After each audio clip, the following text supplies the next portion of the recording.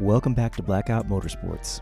In this video, we're going to go over the weekly challenges for January 31st, 2025. This one seemed a little easier than the previous week, though the one make race was hard for me to win. Anyhow, let's get started. First race was the European Sunday Cup at Brands Hatch.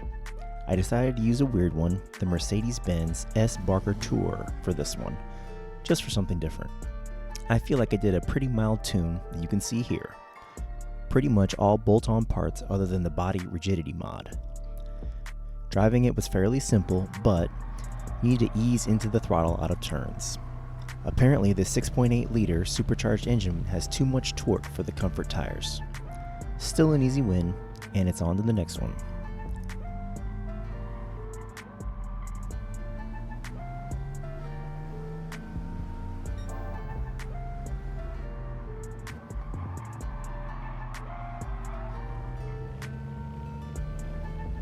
Next up was the Japanese Clubman Cup at Fuji. I kind of hate this track, but it's way better with slower cars. For this race, I used my favorite car of all time, the Nissan R34 GTR, which is dressed up and tuned like a Nismo S-Tune would be in real life. Shout out to D5 Yami for the livery, which I barely altered to suit my needs. Wide wheels with a wide offset and stock wing complemented my setup. And here's my tune, which again is as close to the real life version as I could get. Even under 550 performance points, it made mincemeat of most of the field and was fun to drive.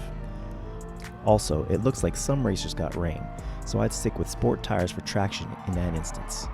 Overall, a fun race despite the track. If you love this car like I do, or even if you don't, go ahead and give a like for the algorithm.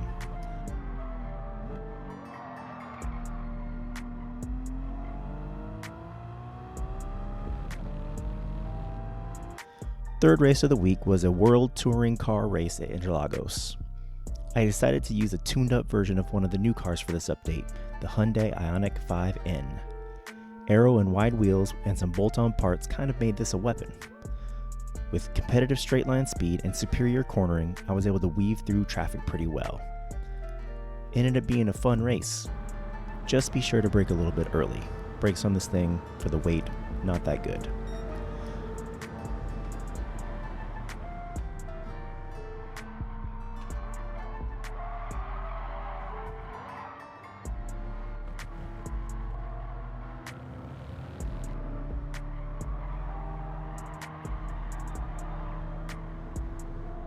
I was a little worried about the next race, which was the Porsche Cup at Spa.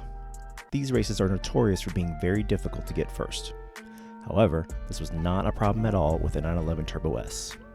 A pretty easy tune with small changes allowed me to take victory in this race. And even though it looked like it was going to rain, it didn't happen. I was pretty prepared though with all-wheel drive and sport tires.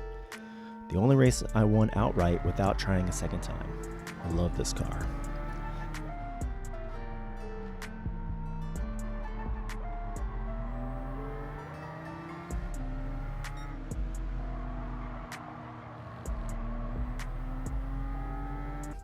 And last but not least, everyone's favorite new race, the F3500 one make race at High Speed Ring. That was sarcasm in case you didn't get it. There is not much tuning you can do with this car, but what I did was equip racing soft tires, lower the downforce, and raise the top speed.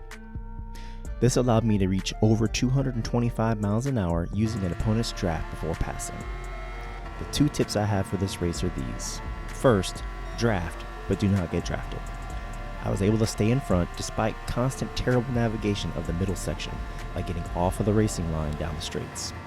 Second, if you come off turn 2 at around 160 miles an hour and stay flat out through the last turn, you can make up a lot of ground since the AI takes a weird line.